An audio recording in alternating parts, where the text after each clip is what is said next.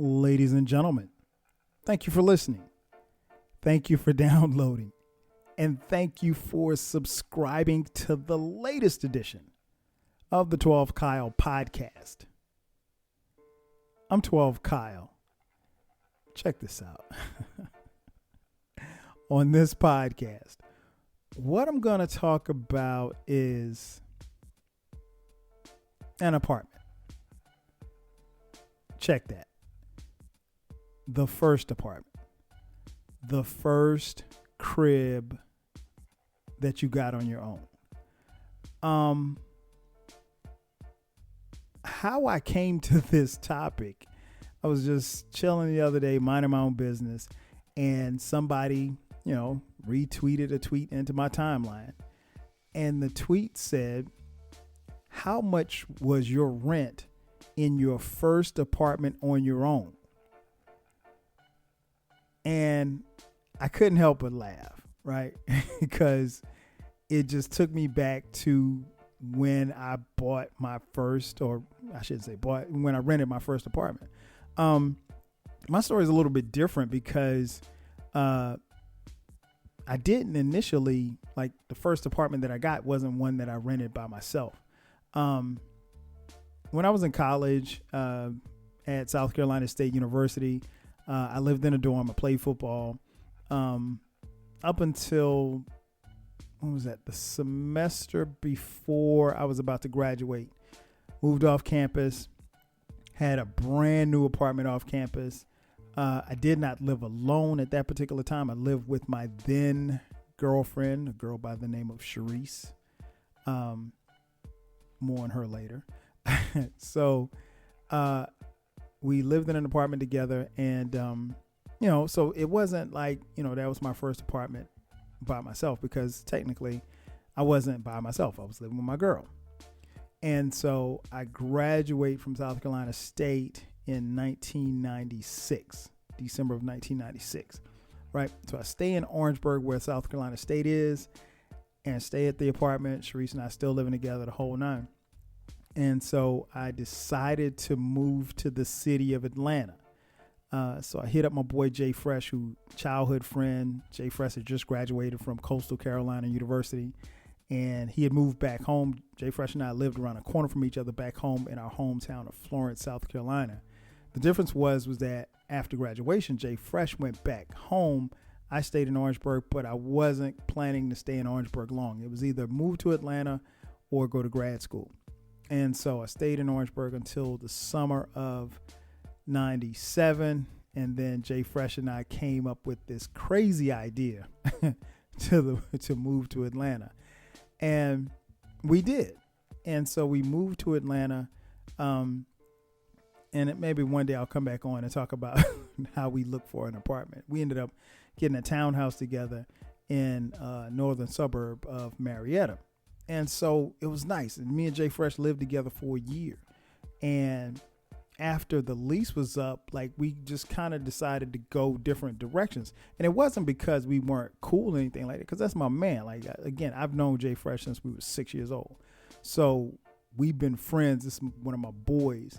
And so it wasn't like we couldn't live together. We were mad at each other, anything like that. But he was cool staying on that side of the city. Meanwhile, I had just taken a job on the other side of the city, on the east side of the city, and just driving from Marietta to Decatur was just like, I wasn't going to do that. Not every day. So I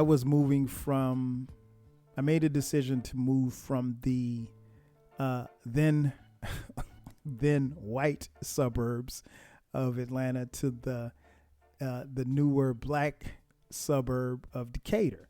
And I can't really say it was new, because the section where I was moving wasn't new at all, but you'll get my point. But so I decided to move to Decatur so this would have been the summer of 98, because Jay Fresh and I lived together for a year. And I was excited. I was gung-ho because, one, we had been in Atlanta for a year. Even though I really didn't know a lot of people at the time, Atlanta felt like home. and the city was bubbling. And I mean, we were, Jay Fresh and I were, we were always going to clubs and parties and stuff like that. So, you know, we were young. We didn't have any responsibilities. Young, pocket full of money. What could go wrong, right? So still enjoying the newness of being, you know, in Atlanta.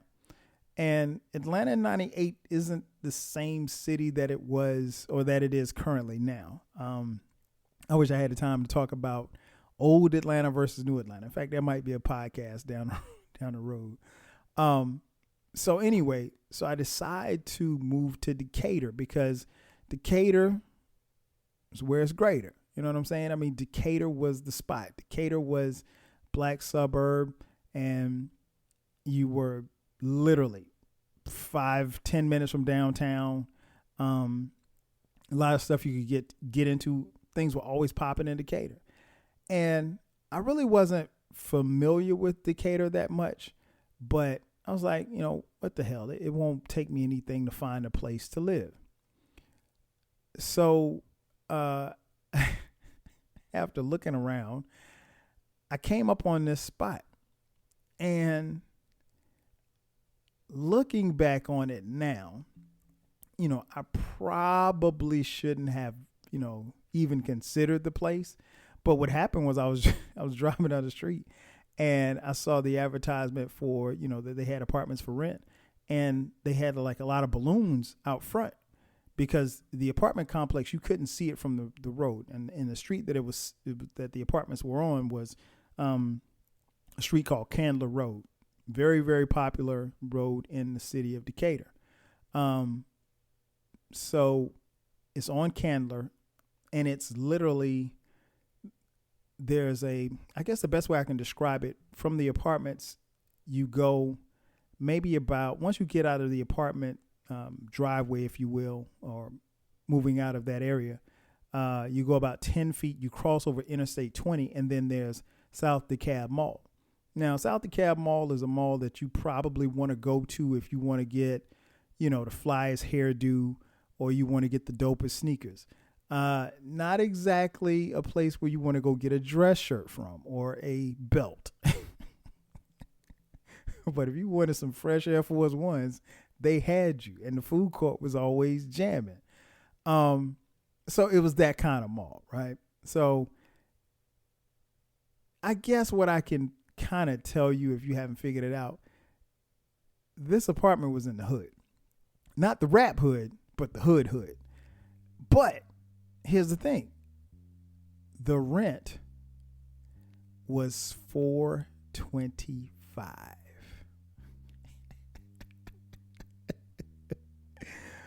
$425 for rent.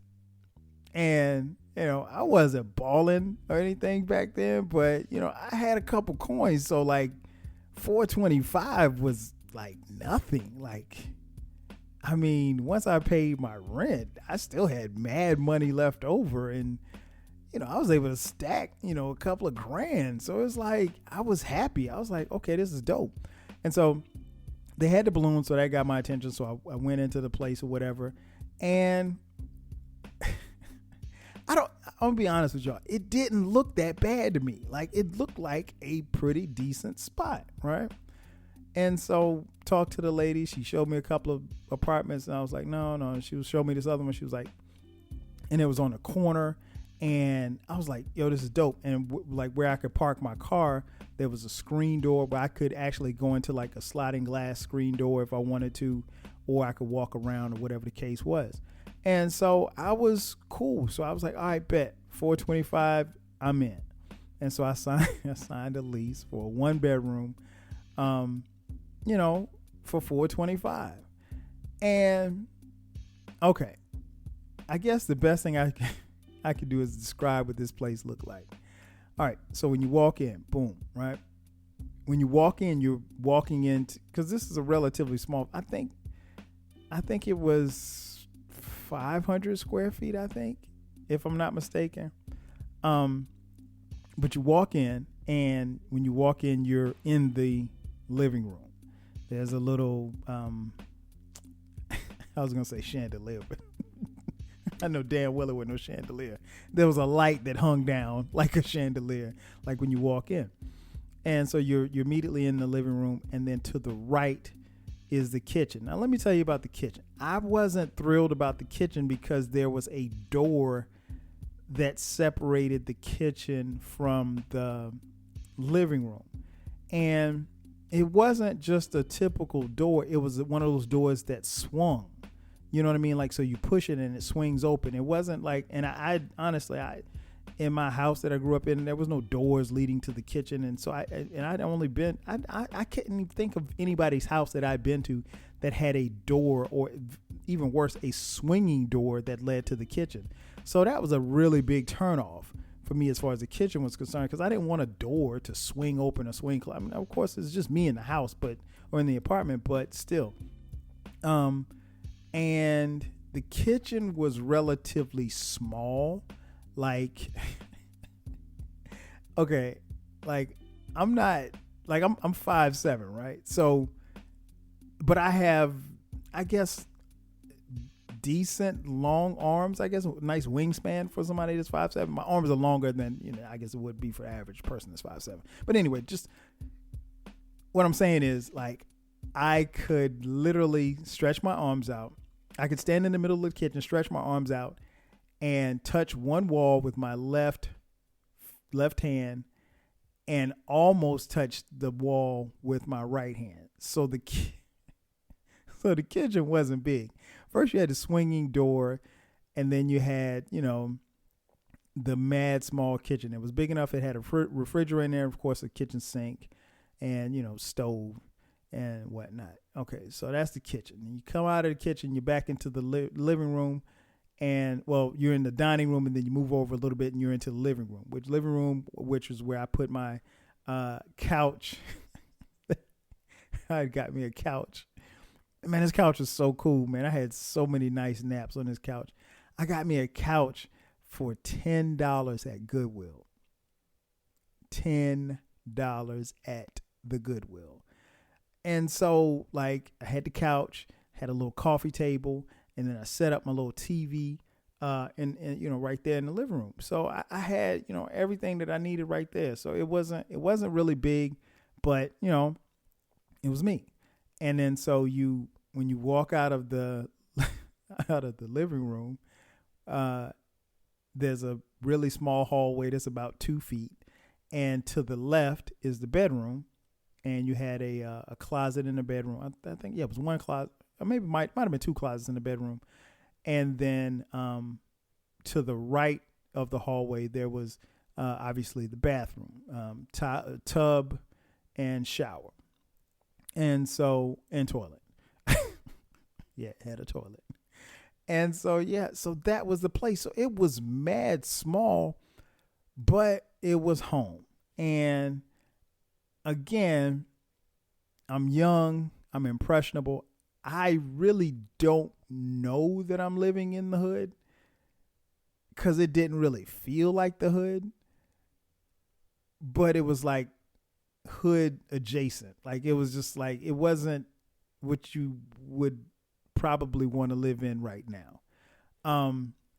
I'll give an example. Like, there was a security gate or whatever. So when you pull up, like, let's say if you're coming to see me, you pull up, you'd have to hit the little thing, and then it goes up to my name, and it says 12 Kyle, and you have to buzz, and I have to bring you in, basically. And there was a security, I guess, an arm that comes down and opens up and comes down and open up. Well, that arm, because people would try to drive in behind other people, that arm would get broken like every weekend. Or sometimes randomly people would call you, they would just, like, let's say you coming to see Reggie, but Reggie's not answering. So you hit 12 Kyle on the little thing, and you're like, hey man, open up the gate, like that. And it's like, no, don't call me if you're not coming to see me. I'm not opening no gate. I don't know who you are. So it was little hood stuff like that. They had a laundromat, which was in the next building over, and the laundromat was cool. It was typical. I can't remember anything where the stuff didn't work. It was always working. They had a park in the apartment complex where kids would play. They had a pool that was never cleaned. I just always remember seeing the water green. I don't really remember it being blue. I can only remember a couple of times seeing people swimming in it. It was a nice size apartment complex, but it was, it was hood. It was hood. It was hood as hell. But it was, I guess even in saying all of that, it still felt like home, right?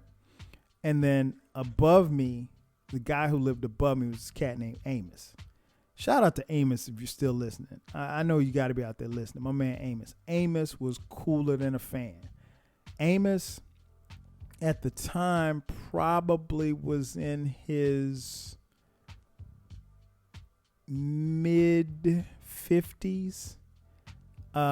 Amos told me that he had lived in that particular apartment complex for 25 years.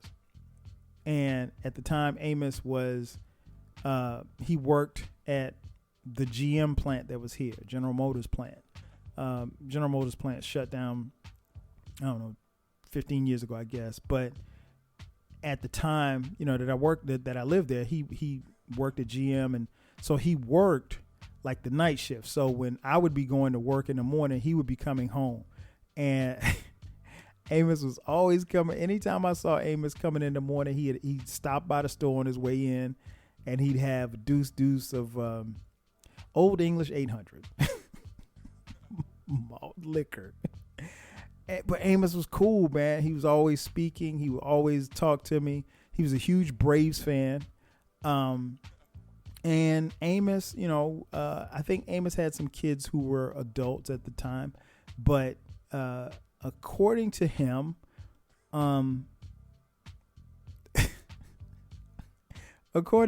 was a ladies' man.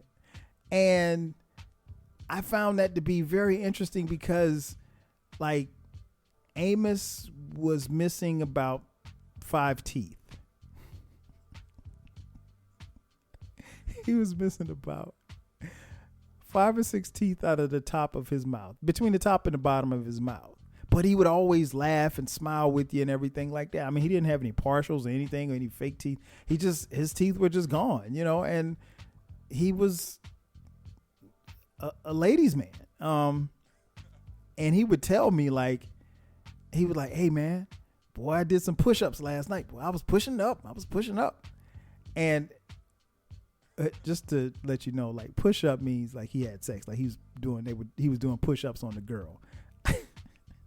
So I couldn't figure out for the life of me whether or not he was telling the truth or not until one night I actually saw 2 young ladies leaving his apartment, and they were, in their mid-20s. And I'm like, how in the hell are these 2 young women who probably should have been dating me or dating me or my friends, going to see Amos with no teeth in his mouth? But I figured it out. I figured, Amos probably, given the fact that he worked at GM, he probably made a good bit of money. He didn't put his money into teeth or a car for that matter, because he had like a 79 Oldsmobile, and it was, it made a lot of noise coming around the corner. But, Amos was cool. He did his thing. But the cool part about Amos was that Amos always told me, like, he's like, hey man, he's a hey young buck. He's always coming young. Hey young buck, let me know if you're going out of town, man. I'll watch your place. I'll make sure ain't nobody gonna mess with your stuff. And so I always felt comfortable because, like, even though Amos, he was always drinking and always watching the Braves games, he would he knew what was going on in the neighborhood. So you wasn't gonna sneak in or break into somebody's stuff. Anytime something was going, if anybody suspicious was walking around, Amos would see him. But yeah, so I really enjoyed the apartment, and I really enjoyed Amos. But things change.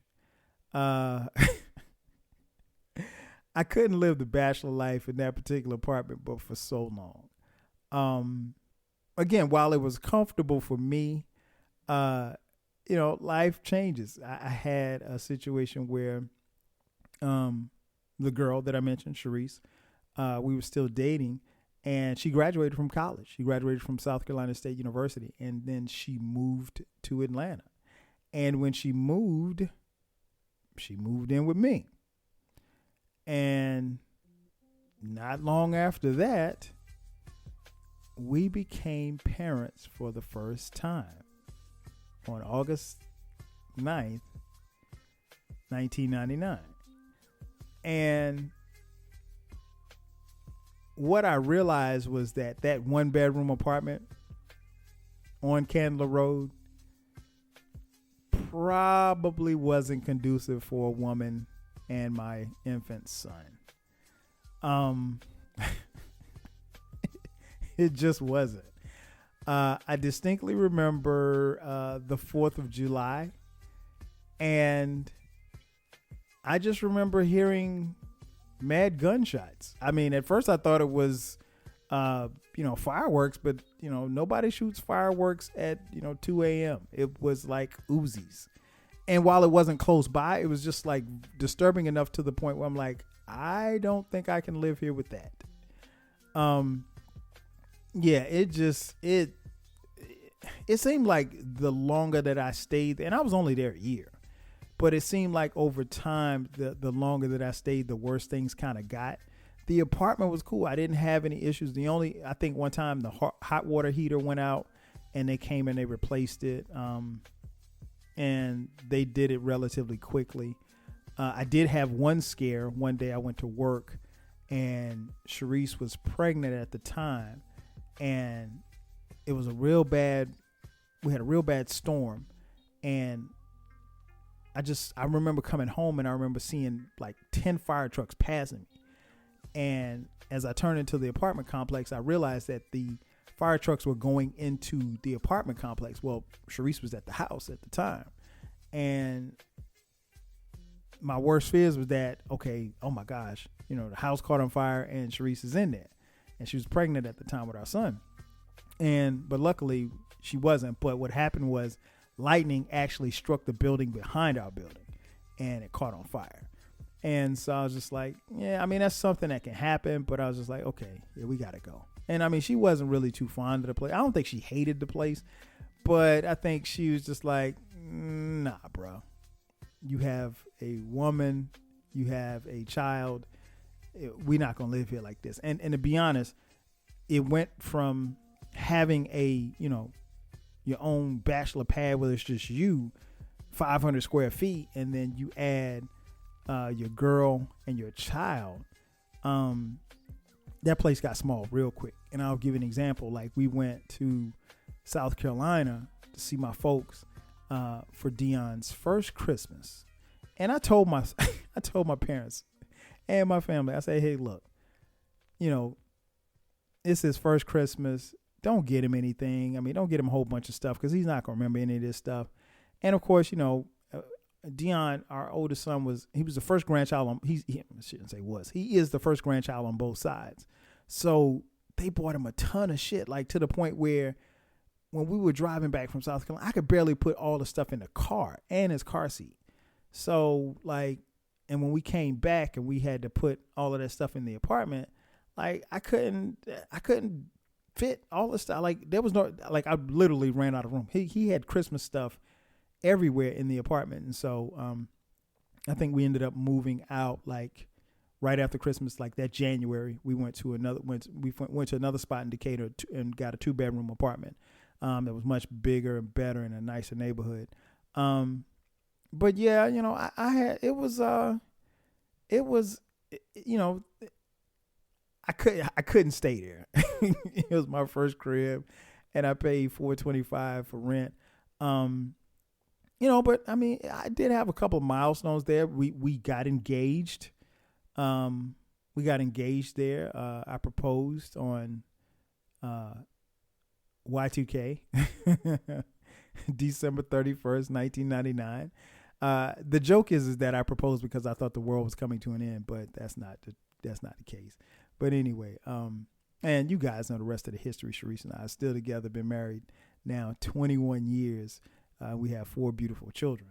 But yeah, that spot, man, that was it was a dope spot, but over a period of time things changed. And I went back to the spot and it looks like Beirut over there. Like literally. Most of the buildings are abandoned. The ones that aren't abandoned are falling apart. Very few people live there. The pool that I spoke of is condemned. The park that once was there is like an anthill. I don't know what the hell happened to the park. It's to the point where like even like when you go into the rental office, like the rental office is the first thing that you see when you come up inside in the apartment complex. The rental office does not appear to be functioning. It doesn't appear that anybody works in the rental office, but now that could be because of COVID, but I don't know. There are streets within the apartment complex that are cut off. So like the way that I would go to my old apartment, I can't go there. I have to kind of go around in a big circle. And the streets are cut off because the streets no longer exist. Like the streets got torn up and kind of washed away or what have you, and they just didn't repair. I mean, like I'm surprised that people even live there. And, while doing some research, because I wanted to find a picture of the apartment, and the picture that's the cover art that you see on here, that is the actual picture of the apartment complex. But there's a story that I found online about, and this happened back in 2019, where about like a part of a building collapsed and fell on a balcony and almost hit some people.